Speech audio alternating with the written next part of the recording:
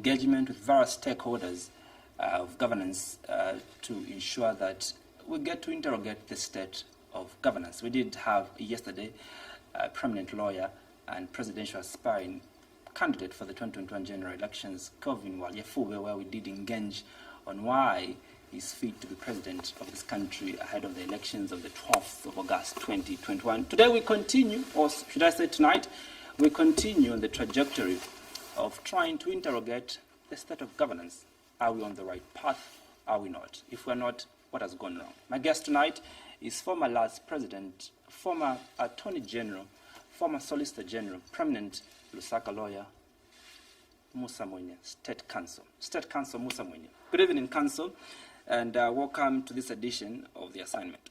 Thank you so much for having me, Andrew, and again, thank you to you and your team here at Movie TV who continue to give a platform for us to air our views and to participate in important debates over important national issues. Should I say Happy New Year? I think for this particular year, we're just seeing each other now.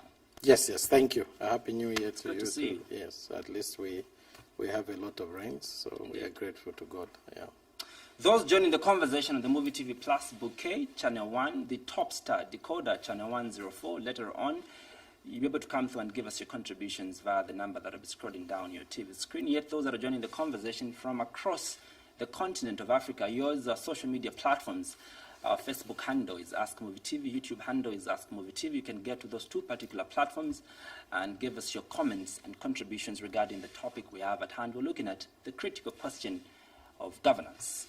Counsel, really even before we can get down to the nitty-gritties of our conversation tonight, when many people hear your name, Musa Mwene, what comes to mind is what transpired in 2014 after the death of His Excellency, may soul rest in peace, Michael Chilufya-Sata, and you're at the middle of controversy in terms of power transitioning, and a lot of articles have been written on how you did threaten treason on President Edgar Chagwa Lungu. Maybe let's get to understand really who this Musa Mwene, State Counsel, really is. Okay. I'm a person from a relatively humble background. I grew up with a single mother who struggled to put me through school until she died when I was in grade 11. And then I went to live with an uncle on the Copper Belt, and that's how I finished my school in Chingola Secondary School. And I ended up back in Lusaka at the University of Zambia because I was a gifted student. The government then sponsored gifted students. I went through school, and at some point I remember that I spent a lot of my time at the University of Zambia because I didn't have a guardian. So from the time probably I was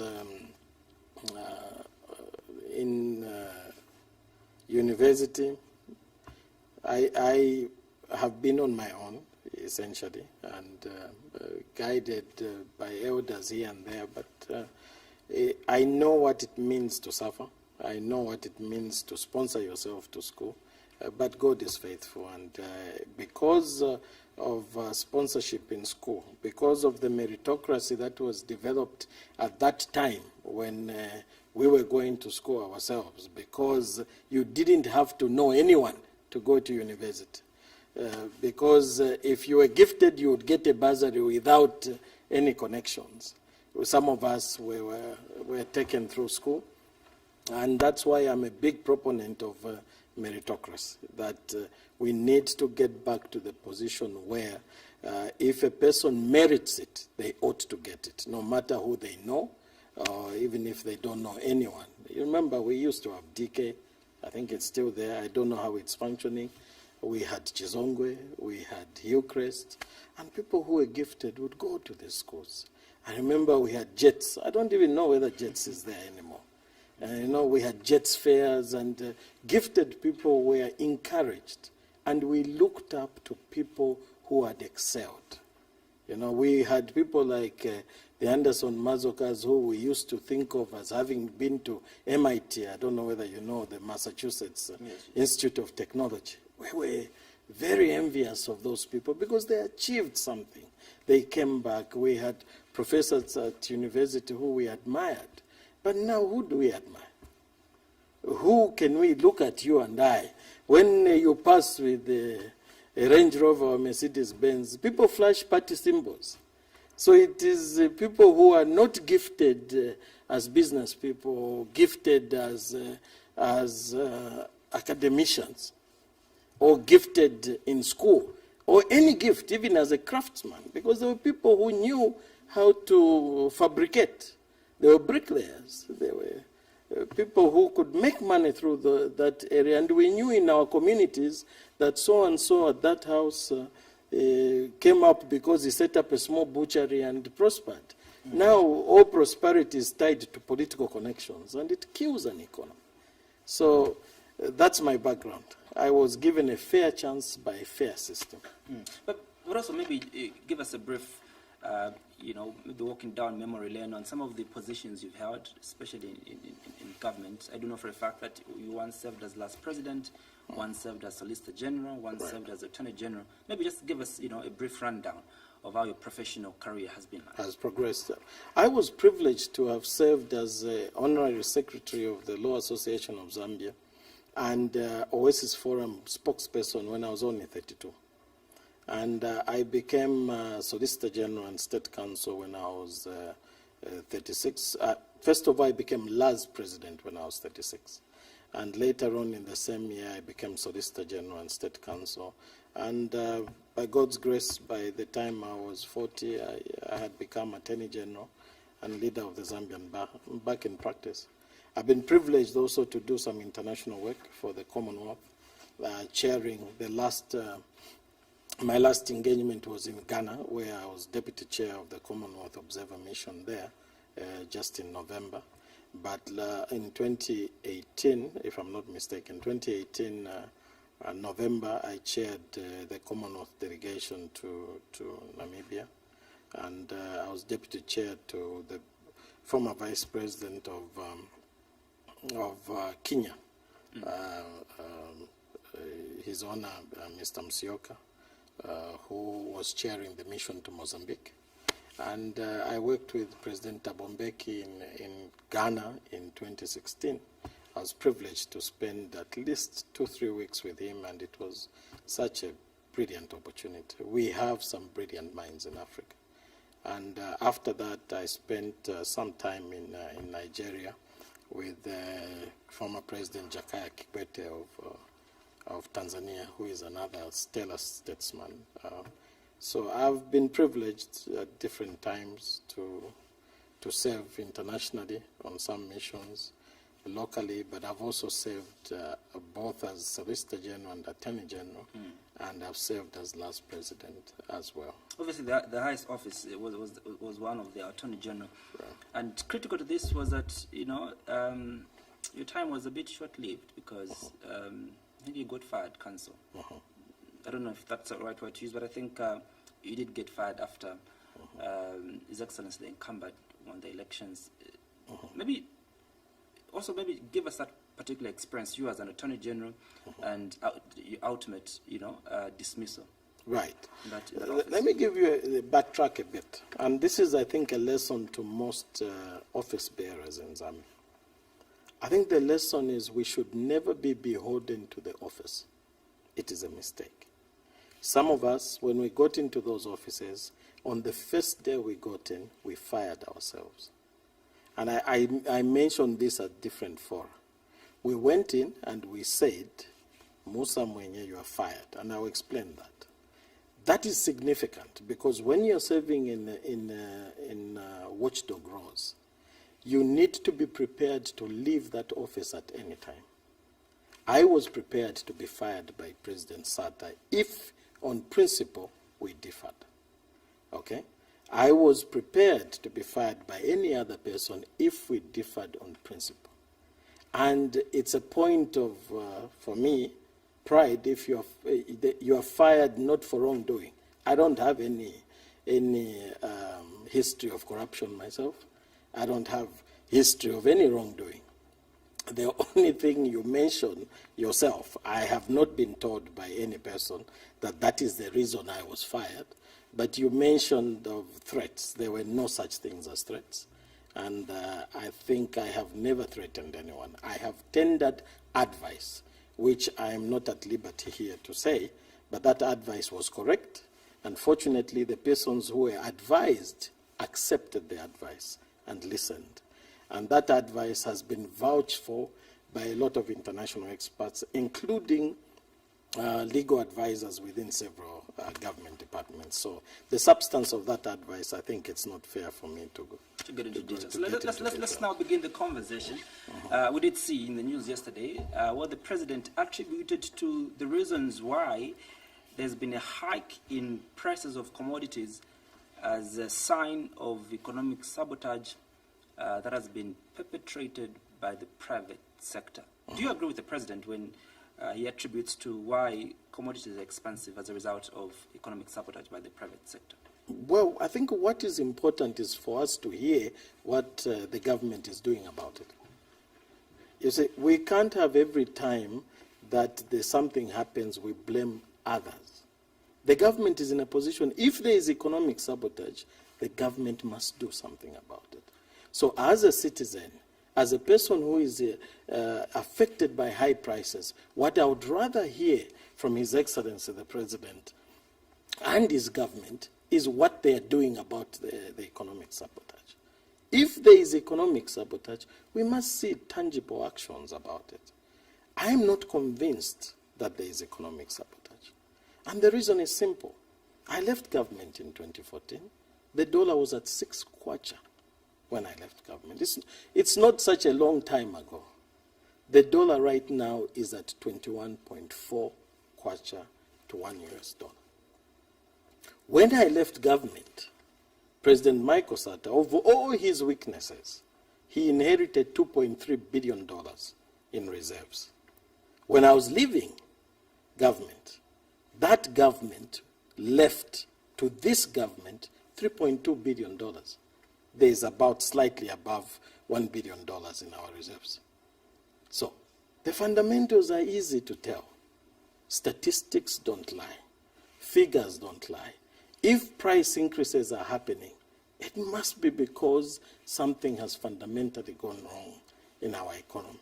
Otherwise, let us at least reduce the interest rates, or at least explain why the exchange rates also have gone high. We have problems now with inflation, I'm told. It's around 22.2%. 22.2%, as you've noted. And these are fundamental economic issues. And the market responds to the environment. It is not the job of the market to set the environment within which they operate. It is the job of the government. I've heard people saying, no, but everyone has to work hard and the government is doing what it has to do. But the environment in which we operate is the job of a government. That is why every 5 years the government comes to you and I to campaign to us, a party, political parties. They campaign to us on the premise that they will give us good prices. They campaign to us that there will be more money in our pockets. They campaign to us that things will be rosy, at least under their leadership. But they must deliver their promises. We don't want to hear from our aspiring candidates and those who rule over us excuses few months before the elections. We must learn as Zambians to take some of the blame. If in my office 1 or 2 things goes wrong, there is a point at which we must be honest with each other as nationals to say, look, this is the position. We understand that there is problems here and there. Brace yourselves this time. If you remember, I don't know whether you were too young, Andrew, when the MMD government came into power in somewhere around 1991, if you recall, we were asked to tighten our belts. We were asked to sacrifice for a time. They were honest with us, at least, to tell us that there needs to be sacrifices to be done. I don't see that honesty. everything that is done, if the exchange rate goes haywire, there are some opposition sympathizers within the central bank who are jeopardizing it. If prices goes up, it's business people who are committing economic sabotage. But what the buck stops at the desks of our leaders. They are the ones we elected. We didn't elect business people. They are the ones who campaigned to us to deliver to us what they were promising to us. But Council, you agree with me that this is the highest office of the land, and one that holds this office, if they say that there's certainly economic sabotage that has been, driven by the private sector, then it should have, there's background to that. I don't think that President Lungu was just speaking things from his head. I meant to believe that there was background to where he was coming from. Well, that's why I'm saying that it's the government, okay? The government is the one to resolve the issue. It's the same as me, I am a police officer. I'll give you a hypothetical scenario. If I'm a police officer today, and I say to you, Andrew, in your area, the deaths that have happened, okay, and the thefts that have happened are because of house number 9 at Musa Road. The people there are thieves. I'm the police officer. I'm telling you as a matter of fact that the people in house number 9 on Musa Road are the ones killing people and stealing. I should go and arrest them. But what good is it for me to just tell you, Andrew, that the reason people are dying here and the reason why you have lost your things as a police officer, it's because of those people in house number 9. And then the police officer just sits there. The point I'm making is the government cannot just point a finger without doing something. We must, A, see them dealing with this issue of economic sabotage, but B, we must see improvement. In the past, what would happen? There would be stakeholder meetings. There would be consultation with the chambers of commerce. There will be consultations with the Association of Manufacturers and interaction. We don't see this. We don't see consultative processes happening where the government actually listens to the concerns of those in industry, the concerns of yourselves in the media profession, because we are all part of this ecosystem that we are calling a country. And that's why, at a certain point, power has its limitations. There is a Bemba saying about the limitations of power. You can't use threats at every point. At some point, talk to each other. Discuss your problems and hear from the business players what their problems are. But clearly, I don't know whether the equation balances, Council. You did explain that, well, logically speaking, there's no correlation between, what the president was speaking to and what is happening, because you attributed to, look, inflation is high. The dollar rate is high. Dollar rate is high. Most of our things are imported. Most of our materials are imported. And so it's just automatic that prices would spike. Exactly. So even the car traders on the streets. Could it be lack of economic understanding? I don't want to believe that the president has no economic understanding. That would frighten me. I don't want to believe that. It's what it entails. But what I can speak to is the fact that the economic fundamentals are not where they should be.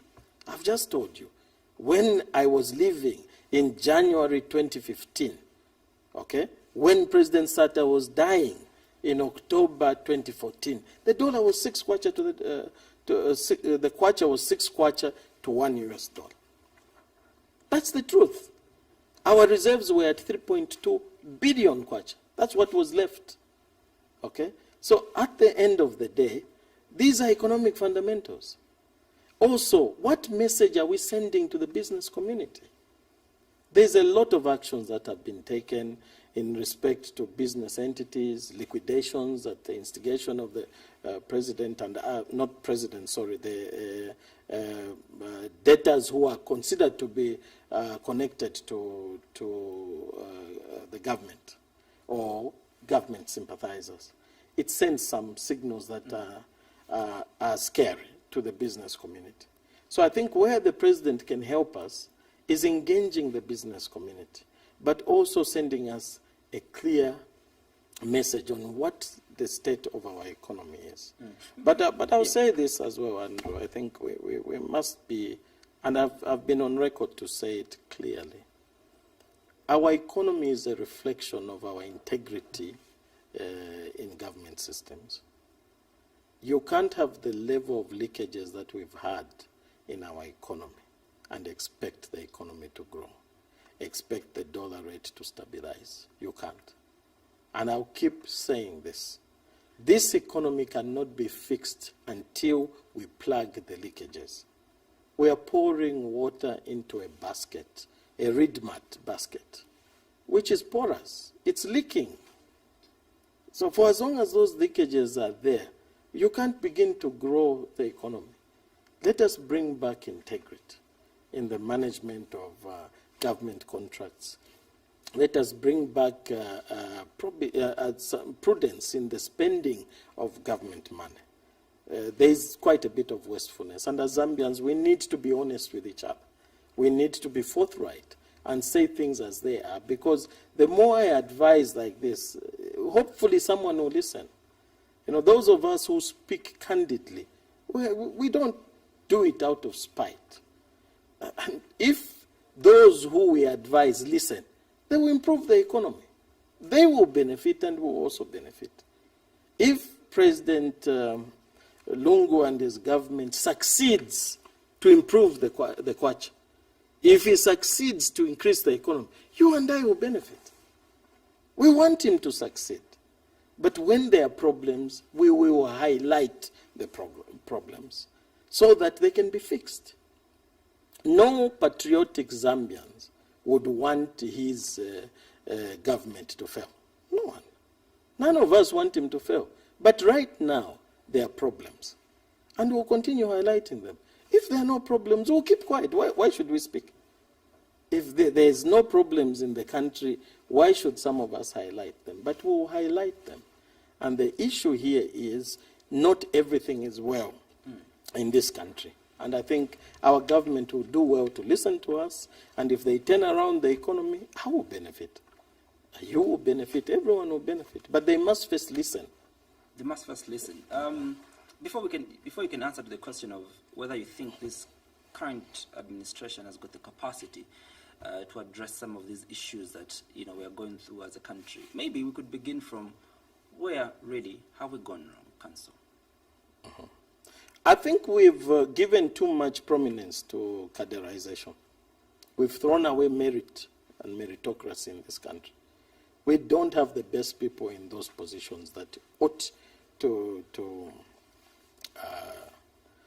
drive matters. But where we have those people, and I've worked in the public service, I'll tell you, Andrew, we have some very capable people in those offices. But the politicians and policymakers must give them room to operate. They are very, very capable people. But they must be given the courage to speak out, to do the right thing. But you hear people who have never stepped into an economic classroom talking on economic matters. Some ministers who issue pedestrian statements that are bound to harm the economy. You hear provincial officials in party structures talking about matters that only the Bank of Zambia should be talking about. There is a breakdown of discipline in that area. So for me, we need to look at meritocracy. We need to empower officials within the government system to do the right thing, to run the economy the way we ought to run. And then we should not give primacy to politics above running the government. You see, we can't have a situation where the government must govern. You understand? Of course. They must run the government. But when they start acting like they are still in opposition, it becomes a problem. Is that what they're doing? I've seen worrying signs of that sometimes. The government must govern. And governing entails taking responsibility. Government entails, I'll give you an example. I heard someone saying the reason why certain things went wrong, for example, in the exchange rate, was because of the major opposition leader, HH, and sabotage there. If that is being said, then this man must be very powerful. If he can affect the exchange rate and then influence the Bank of Zambia to an extent where they do that, that is an admission that the government is not governing with respect to the Bank of Zambia. And for me, those statements ought never to come from any person within the ruling party structures or the government. Because if there is a problem, you deal with it quietly. And then you make sure you get back on track and do things properly. So for me, I think we need to remind our government, and it is our government, that they are government. They need to govern. And governing means taking responsibility when prices increase and doing something about them. Governing means when there is corruption that has run away, you deal with the corruption. Governing means protecting you and I and protecting our resources. That is what it means. Let's get to another critical issue. I love the fact that, well, you didn't answer the second part of my question, whether you, from your own perspective, whether you think that the current administration has got the political will and the capacity to begin to arrest, some of these problems we are going through. For example, problems of the economy, problems of the fact that, the dollar rate is increasing. There's devaluation of the kwacha.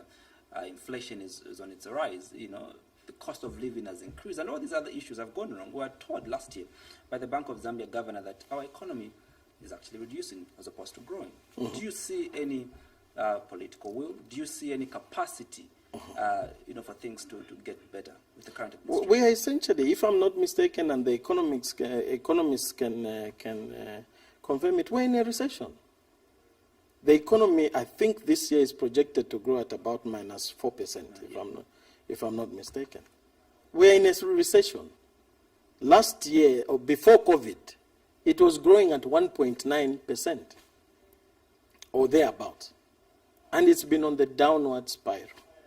And at the end of the day, we can only address issues if we get to a place where we are honest with the problems that face us. There must be an honest assessment of what problems are facing us before we ascribe a panacea to them, medicine to them. You cannot go to the hospital, they start treating you for meningitis when what you have is cholera. And then you expect to get well. It's just not going to work. What the government ought to do is to diagnose the problem correctly, be honest with us, and fix it. But what we are seeing ourselves is there are problems. And who are we supposed to look at? Who are we supposed to run to and say, if in a home my children are not eating for 3-4 days, at some point they will come to me and say, Dad, what is happening? And if as a father I'm saying, no, it's the neighbor who is causing our hunger. Every time I'm pointing, it's that one, it's that one. At a certain point, after a few years, my children will wonder after a few days and say, but if that person is doing all these things, why don't you do something about it? Mm. The buck stops at the president's table. It stops at the government's table, unfortunately. And that's why these offices are weighty. If you can't take responsibility in these offices, we advise not to seek them. But the reason we seek them is because I'll say to you, Andrew, I'll do this for you. I'll improve the economy. I'll end load shedding. I'll increase the strength of the kwacha. And I'll increase money in your pocket. And if you can't get it to that position, I must ask some questions. And we're entitled as citizens to ask and say, but why is the dollar at 21.4? And it's been, since 2015, January, this is in 2021, isn't it? How many years has it been? 6 years? 6 years. This is more than enough time to resolve these issues. If you were to start school, you would have been in grade 6 from grade 1. If someone started school in 2015, they are now in grade 6. If I was doing my degree, I would have finished it 2 years ago. I would have now even finished my master's degree. Maybe wrong to say that what you're entailing is that there's no capacity. Well, I mean, I don't even have to go that far. The issue is their problems. The dollar rate has run away. What are we doing? You know, what is helpful is to say, Andrew, you have malaria. I'm putting you on chloroquine, 2 tablets per day, take them 3 times a day, and so on, for 5 days. But we don't even hear that prescription. We did hear that from the president when he launched the economic recovery program. What did you hear? Tell me, maybe you can tell me. What was the program of action? I'm pretty sure you've read the economic recovery. No, I want to hear from you. I didn't hear a coherent program of action, but you can tell me what is. But the issue is the remedies, you know, like what the president said, have been put. Whether they work or not, I think it is according to how they execute what they've put in the program. But there is an economic recovery program which you are aware of, Council. I'm not aware. I know what, look, at the end of the day, we have diagnosed the problems. I've just told you, you can't grow when the technocrats are not free to do what they ought to do. You can't grow when cadres are more powerful than even the police. They walk into the police stations and beat up police officers. You can't grow when the technocrats are being told what to do by people who literally know nothing about what ought to be done. You can't grow when the best contractors cannot be given the job. You cannot grow an economy when you have overpriced contracts. You can't grow an economy when you are having Honeybee with $17 million. I issued a statement myself, and I can talk about it to that extent. Okay? Only that I spoke about this long before this. And I said, I don't know whether I was sitting here or I was sitting at another TV station, but I said this on air. I said, in my time as Attorney General, there would have never been a time, I don't know, maybe my predecessors can also speak, where a contract of that magnitude could ever have been given to a person, a single person. Because there are so many things that happen. And we had an opinion from state chambers saying, no, it ought to be presumed to have been given to an individual. And individuals die. Individuals run bankrupt. The reason why the procedures that we have say you should give to a company which maybe has a track record and can give you bank statements for a particular period of time and has some corporate structure is because you protect the state like that. There is a reason for these rules. There is a reason why we have come up with these rules, and we ought to follow them. There is a reason why the FIC was set up. There is a reason why the issue of corruption attained primacy in this country. And there is a reason why you attained the statistics that President Levi Mwanawasa, may his soul rest in peace, attained. And it is because he made the fight against corruption an economic strategy. It is an economic strategy. It is not only a matter of law. It's not only a matter of law enforcement. It is an economic strategy. Andrew, you can never develop a country in our state of development or underdevelopment without first fighting corruption. It's never happened anywhere in the world. It's never happened. The question of corruption was about to come, but you've mentioned something very, very important to this discussion, the issue of Honeybee, the scandal that happened, at the Ministry of Health. I'd like to understand, you being, former Attorney General, you understand how, how these issues run like. What role does our Attorney General play, especially in awarding such a big contract as the one which was being awarded to Honeybee? Well, I can speak for the time that I was in office. The procurement laws essentially require the Attorney General's opinion before any contract is awarded. That I know. So the Attorney General's office plays quite a pivotal role in the approval of contracts. So ultimately, let's take the very example of Honeybee. ultimately it was up to the Attorney General. No, it's not up to the Attorney General, but the Attorney General grants an opinion. An opinion. And in all the times... Which is not binding. Is it binding or not? In all the time I was in the government, that opinion was never ignored, and it's a very important aspect. People have been actually convicted because of not following that opinion. So the opinion of the Attorney General is absolutely key. But not binding. Well, it's an opinion, but the procurement laws require it.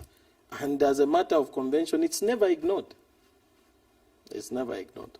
Yeah. To what extent can we blame then the office of the attorney? No, let me not go into that. Yeah, as a predecessor in that office, I think it would be unfair. It would be unfair to speak to that. But also, let's get to the report by Transparency International Zambia. In their report, they've said the corruption situation is getting worse in our country. Of course it is. Where are we going on, really? But we also did see a reaction coming through from the Patriotic Front through their deputy SG and their media director, Antonio Mwanza, that the reason why we are seeing, we are catching corruption a lot in these institutions of governance is because of strengthened systems to fight Which corruption. systems have been strengthened? Which systems have been strengthened? You need to ask them that question. Let me tell you the systems that had been strengthened. When you remember that the MMD government had removed the abuse of authority of office clause, if you remember that. When the PF government then, the PF government of His Excellency Michael Sata, may his soul rest in peace, was elected in 2011. 2012, I was sworn in on the 29th of December 2011. 2012, we enacted a brand new anti-corruption act, which had that abuse of authority clause back. Okay, those were tangible steps. 2013, we operationalized the FIC, gave it meat and operations. It started operating. Okay, if you look, Andrew, in 2012, the TIZ CPI, okay, the corruption perception index for TIZ rose to 37, the highest that it has ever been in 2012. 2013 and 2014, we beat our own record and increased it to 38. Why? Because there was a consistent voice. I'm not saying President Michael Sata didn't make mistakes. Okay, I had one or two instances where he said things that made me uncomfortable, and we made our misgivings known about the fight against corruption. But except for that one instance or so, he always stood up and said he was allergic to corruption. If you remember that very correctly. He always stood up and said that. His voice on corruption was consistent. And we saw us who were in watchdog roles being given teeth to fight corruption. Okay? We were given tangible support and encouragement by the head of state to fight corruption. And that is why you saw the corruption perception index go up. When someone was charged with an offense of corruption, there were no ifs, buts when he fired them. You didn't have to start arguing about, oh, they're innocent until proven guilty. And so understand the law properly. Maybe. No, he understood morality, that you must lead by example. He understood that. He understood that those officers operate on moral swage, moral authority, that you must lead by example. In these areas of enforcement, you must lead by example. And that is what he did. He fired people. Even for fixing appointments at State House, he heard that one official was being paid for fixing appointments. He was fired. We had that. One official threw a lavish party on Saturday. Very lavish, expensive party at some hotel. By Tuesday, Wednesday, they were fired. And the message was consistent. We are serving poor people. You are being paid from poor people's money. Go and spend your money while we serve the people. They were fired. And not once did I see any interference in our anti-corruption efforts. That is why that grew. What is happening now? What happened to the FIC? When they started exposing corruption, there was a concerted effort by the ruling party, and this makes me sad. A concerted effort by the ruling party to destroy a government institution. That institution was set up after signing international conventions. It was set up because we are part of an international system that wants to fight terrorist financing and illicit flows of funds. But we came up and started fighting that institution, calling for its disbandment. It was the same party officials that are saying the corruption is being exposed because of strengthening systems that were threatening to disband the FIC. You remember how Mr. Kasanga was harassed. You remember how the director of FIC was harassed. Simply because they were exposing corruption. Now, for me, it baffles me. When an institution is exposing corruption, I thought they should be encouraged. It is a government institution. This was not an opposition party or just Musa Mwene sitting in his house and saying this. This is a government institution highlighting corruption from empirical evidence. The FIC receives reports on transactions. It receives suspicious transaction reports, STRs, from banks flagging what you and I deposit. So if the FIC says something, it is because banks gave the FIC information about suspicious transactions, people depositing huge amounts of money with no proof of where they're getting them from. And that's what the FIC was doing. But we had state actors, government ministers, we had party officials all getting up and going on a vicious media campaign to destroy a government institution. I've never seen anything like it myself. So at the end of the day, it's not true what my younger brother Antonio Mwanza says, that corruption is being exposed because of systems that have been strengthened. Systems are being destroyed. People who have exposed corruption have actually been threatened. We saw that with Mary Schumer, we saw that with Mr. Kasanga, and we saw that each one of us, some of us, who have spoken on corruption are ostracized. We are not the favorites of the government. We ought to be. Some of us ought to be saying, oh, Musa Mwene, you've called for a lifestyle audit, and you are saying all of you should be, let's see how this can be done. I should be called to sit down and say, how do we get around to doing this? Well, where does this really put President Nungu's commitment to fighting and ending corruption? There is no political will to fight corruption in Zambia at the moment. And if anyone has any other view, they are not being honest. There is no political will. We had the recent address by His Excellency the President. Okay? The State of the Nation address, I think, recently. Yes. Did you hear anything said about corruption? Well, people are saying he doesn't need to But what is the single read biggest it out. problem we He are has facing? to act it. No, but the question is, what is the biggest problem we are facing as a nation today? But won't you agree with me, really, Councillor, Corruption is one of the biggest problems we're facing. He's been as a magnanimous, in terms of the fight against corruption. I think we did see him not sparing his own appointments in the names of Chitotela, then Minister of Infrastructure and Road, but also Chitalo Chirufya. I think he was very clear in terms of his position. I don't know whether Minister of Health, Chitalo Chirufya, has been fired because of corruption. And if that's the position, I need to know that. I don't know. No, my question was, he did what let the investigation. What I recall is that they were investigated. Of course, he allowed that. They were tried in court, but they were not fired.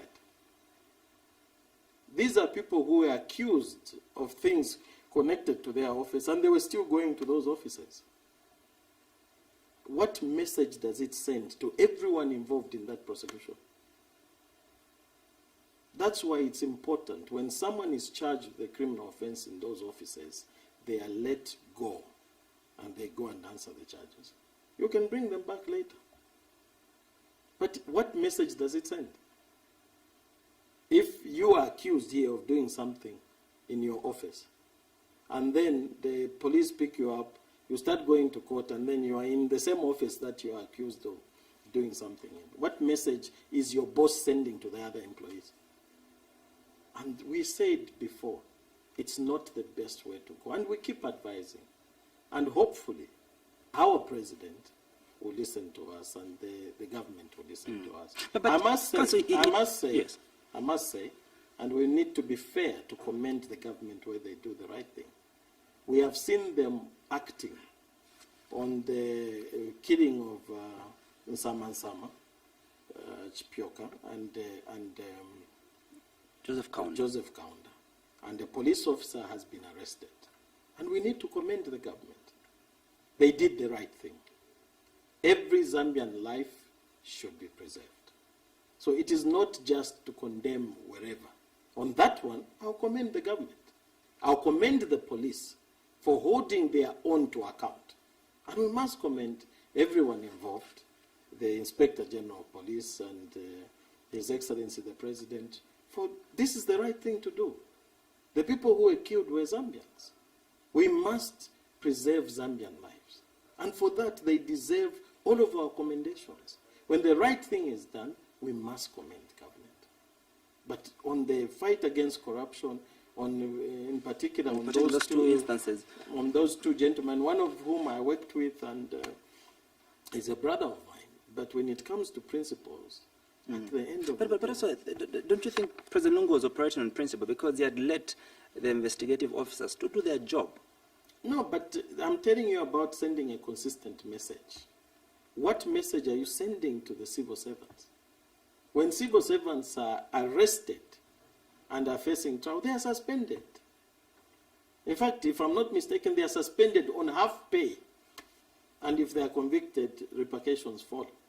But you have the minister going to the office while facing prosecution. What message are you sending to those people who you are heading, who are suspended on half pay when they are being prosecuted?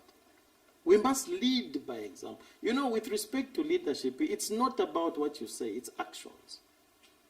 And we must, at the end of the day, send a consistent message on these things.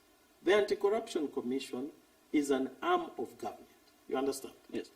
The Anti-Corruption Commission, as far as I'm concerned, they don't pick up a minister without briefing the president first. That is the role of the interaction. Not that they get permission, no. But it's just courtesy to brief the head of state about what is happening? Something that is happening in that regard.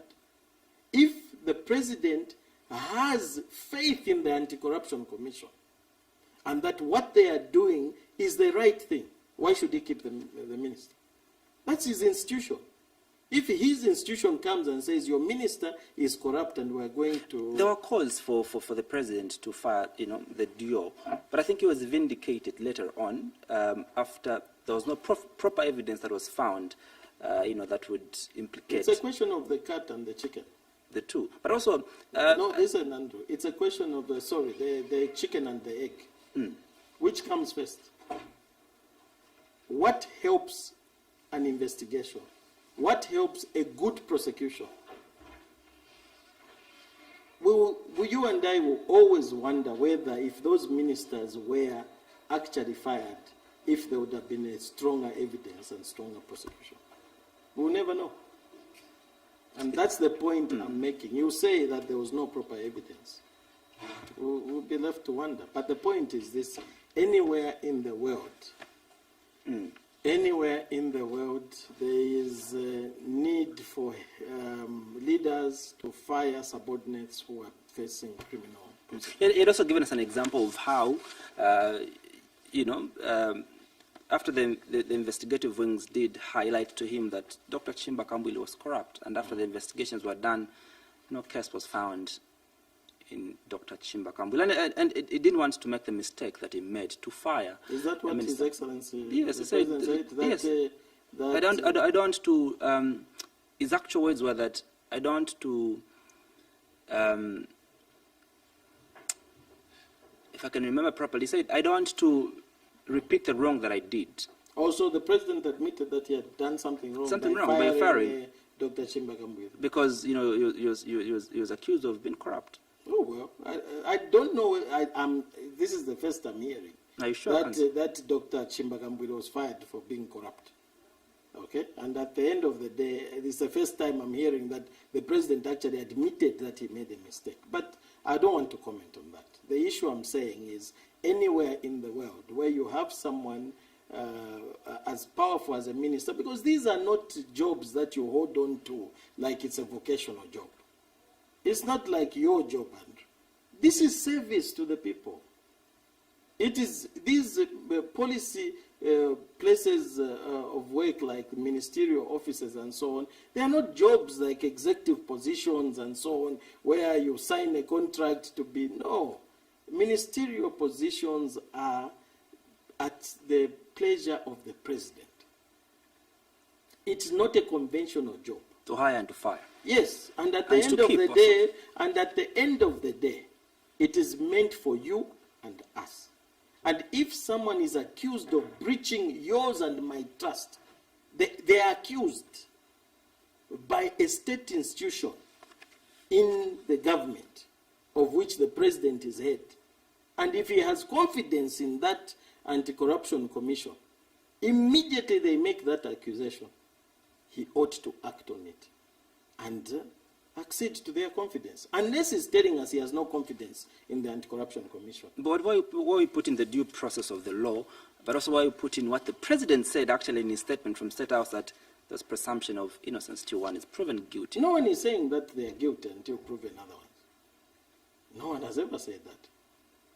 We are saying a properly functioning government, if one of its wings goes to the head of state who runs that government and says we have credible information that this minister is corrupt and we are going to investigate them and we are prosecuting them. At the time the Anti-Corruption Commission makes that decision, they say we have prima facie evidence of corruption in this minister. So, is the head of state saying he has no confidence in the Anti-Corruption Commission? That is his institution. That's our institution. And the only way it can be emboldened is if the president shows confidence in it. So the issue here is you have the Anti-Corruption Commission on the one hand, and this one minister on the other. And the president chooses the rights of the minister and not to preserve the institution which is under him. What should he do? The precedence in this country of all presidents, apart from two, I think, is that any person who has been charged with corruption has been fired. Of course. Remember, President Sata fired. President Sata fired, President Manawasa fired. I think even President Chiruba, you had President Kaunda doing the same. That is what we do in this country. And that's the right thing. That's the precedent anywhere in the world. President Lunga has been described as a man. Where have you ever seen, Andrew, that anywhere in the world, in a properly functioning democracy, a minister is facing charges of corruption and is coming from his office to go and defend himself in court and going back to the office? It's only in Zambia. It's only in Zambia. And if we're not careful, we're making ourselves a laughing stock. Another critical conversation that is key to the state of governance is the conversation surrounding the cyberspace. Now, Cabinet has moved, and actually Parliament has moved a motion to enact the Cybersecurity and Crimes Bill. I don't know if you've looked at it and what your thoughts are in terms of the content of the bill and if really this bill should be okayed by the members of the general public. The cybersecurity bill, which is the bill, and I'll call it by that. That's what it's popularly known now among the members of the public and those who are debating it. We must first of all ask ourselves, what is it meant to do? Is it meant to enhance yours and my rights, or is it taking away from our rights? If it's taking away from our rights, why? The rights that you and I, Andrew, have today in this country were fought for. People fought for our rights and our freedoms. They were not given, they were taken for ourselves. Now, before they are taken away from us, we need to know what is it that has happened that is so drastic that now we should be spied on in this way. I don't see what has happened that justifies this move. I don't see what it is that is so big that requires this extra law with a lot of draconian provisions which can't be handled in the other pieces of legislation we have. People just chatting on WhatsApp. They're saying the responsible use of social media. That's the reason why. What is this irresponsibility that is so big? I want to know. What has happened that is so irresponsible? I'm on social media myself. I wasn't until 3 years ago. There are a few people who insult me. But does that mean that I go... there's one politician who went on social media and he was on camera and spoke at length. I don't agree with everything he says and others say about me. But they are exercising their rights. I also have a right. Okay? And as for me, misinformation is cured by more information. It's not on clamping down. And this habit of us as Zambians, whenever we are going to a major election, on clamping down on the freedoms of people and the media space, because it is media space that is being clamped down. In 2016, what happened in June? We closed the Post. The effect of that is that news now decentralized. We are all reporters now. We are all reporters on Facebook, on Twitter, and everyone has gone there.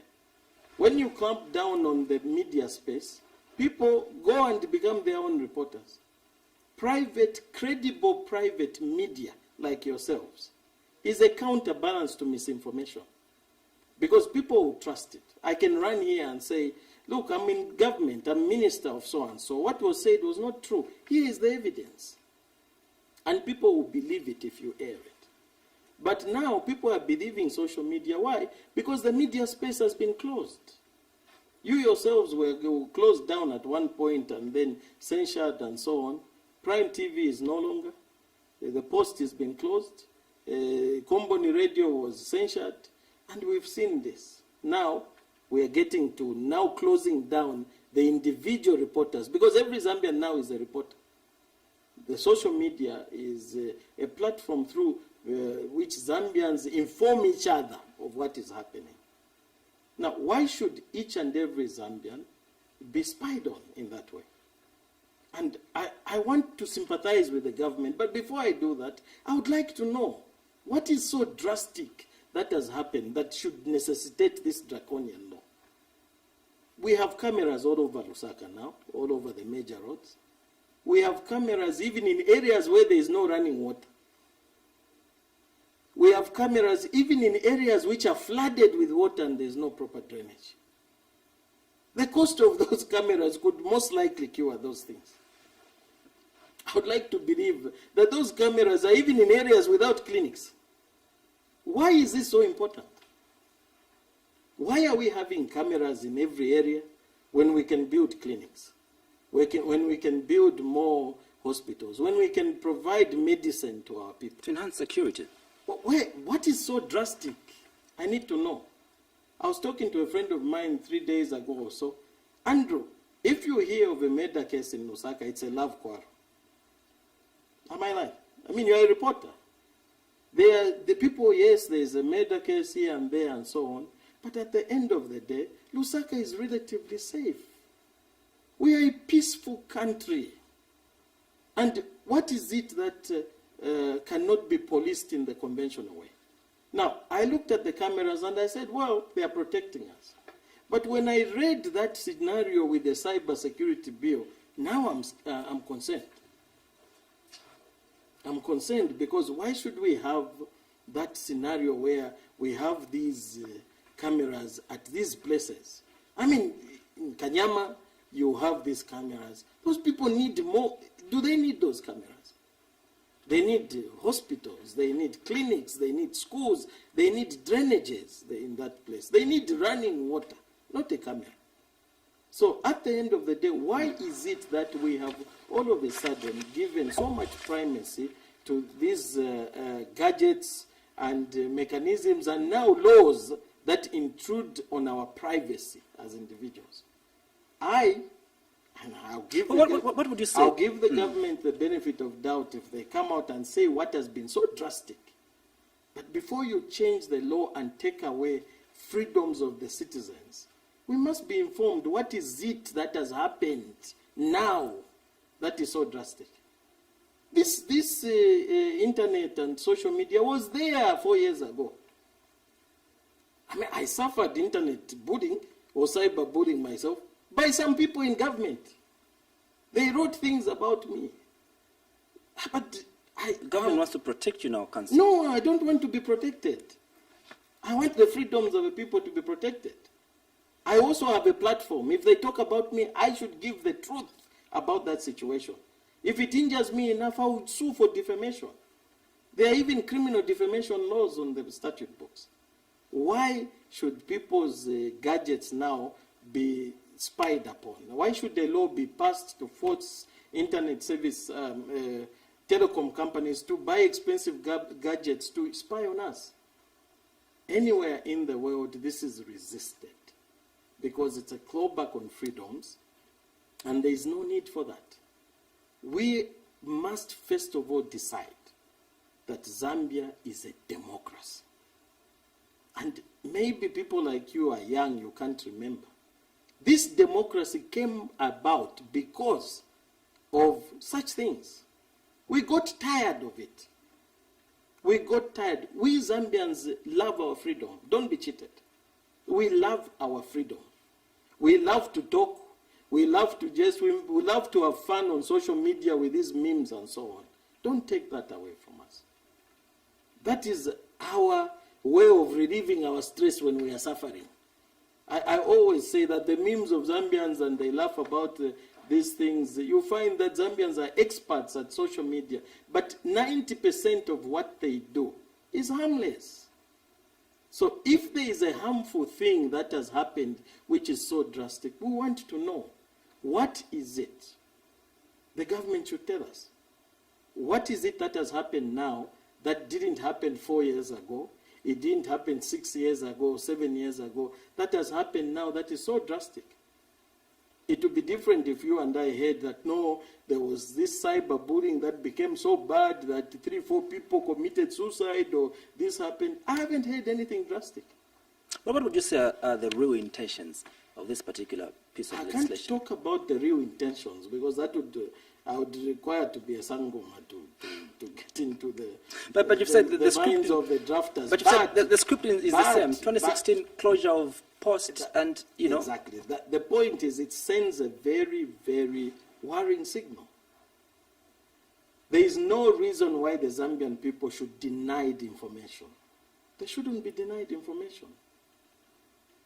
So as we close, they should be allowed to share information, and we should be increasing our freedoms rather than clawing back.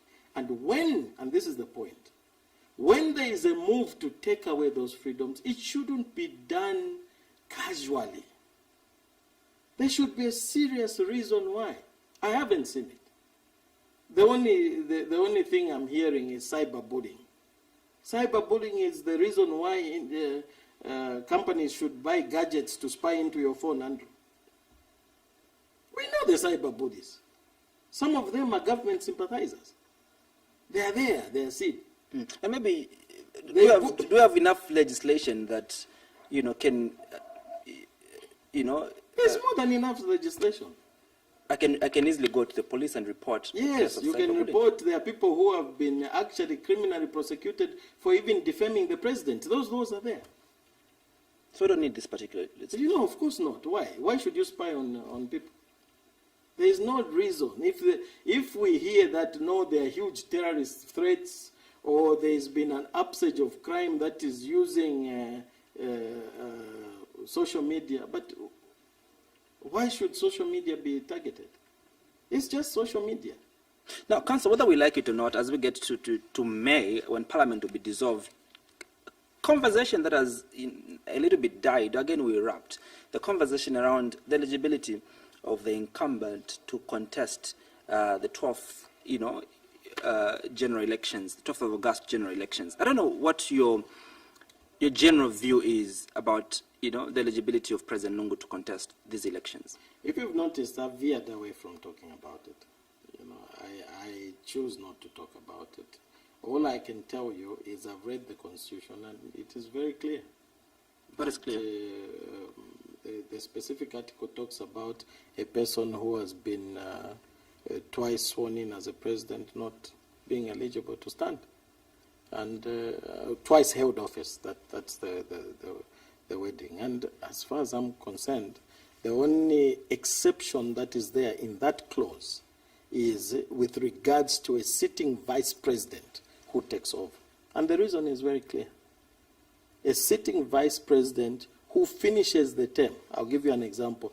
If Vice President, His Honor, who was acting president, Guy Scott, was vice president when this constitution was there, he would not have gone to an election. He would have simply finished President Santa's term.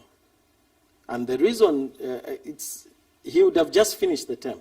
Because of that, the clause that deals with the vice president taking over says if that person who just finishes a term without being elected serves for less than 3 years, it is not considered a term. It says nothing about a person who actually campaigns and wins and was never vice president. So that's all I can tell you, that the Constitution is very clear as far as I've read it. As to the eligibility of the president, I think they are more eminent and qualified but people. I'm sure people can fit what you've said in the conversation of eligibility. Yeah, I think that's my position. I mean, the clause is very clear. The Constitution is clear. A person who holds office, has twice held office, is not eligible to contest the presidency again. And the only exception is with regards to a vice president who finishes the term of the sitting president without going to an election. If that term, vice president's term was less than 3 years, they are eligible to contest. And the reason for that is self-evident. A vice president who finishes someone's term without ever going to give a manifesto to the people and asking for their election has never presented themselves for election. He or she is just finishing the term of the previous president. And if it's less than 3 years, they are entitled to go and campaign and represent themselves. Yeah. Why do you think there's been a lot of misunderstandings in trying to... I don't think there's been any misunderstanding. I think there's been politics, and that's why I don't want to be drawn into it. Council, I would like to thank you so much for having made time to appear on Sunday's edition of The Assignment. Thank you so much, Andrew, for having me. Right, we end here. Thank you so much to my director and producer, Mabuto Piri, for now. Good night, and God bless Zambia.